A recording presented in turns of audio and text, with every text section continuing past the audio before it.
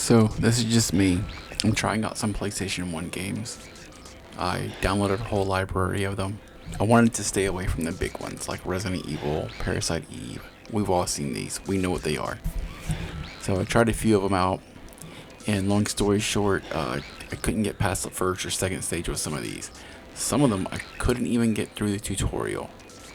Gex 3, Deep Cover Gecko, could not even get through the tutorial due to the really crappy controls.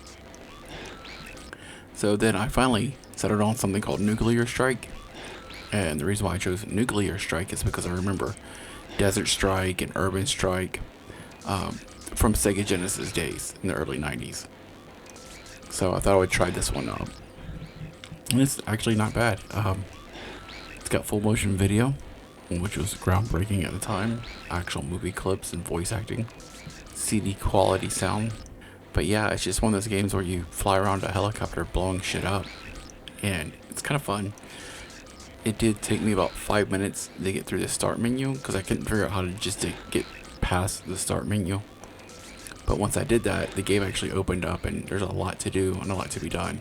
After the game starts, you're actually in your helicopter and you're flying around. And it took me a couple minutes to learn the controls, what does what.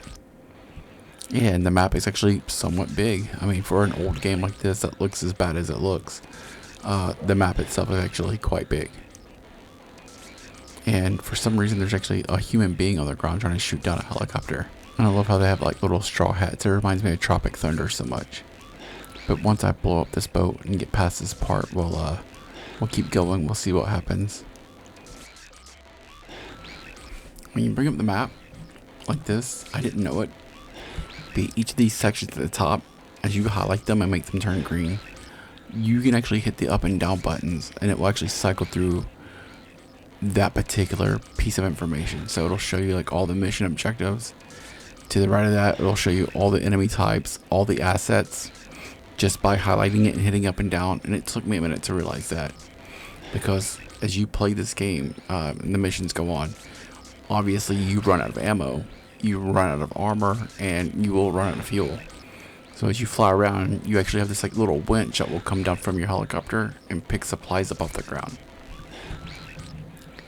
In addition to all that, apparently throughout these missions, you actually have to pick up human beings and then fly them over to landing zones and drop them off. I didn't get to do that because I kind of messed up.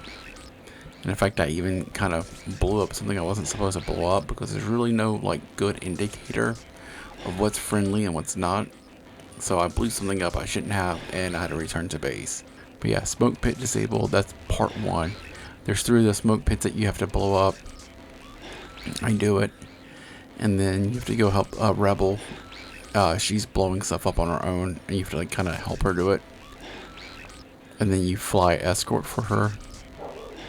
And then I messed up, and then that was it. The mission was over. But I will be replaying this because now that I kind of played it for like 15-20 minutes, I kind of have an idea of what to do. And it seems like it could be fun. But for all those other games out there, I think there's a reason why people say they like PlayStation 1. They speak to it with like a nostalgia to it. But that's all that it is. A lot of those games have terrible controls. Those like early platforming or those early 3D games, they're just not that great.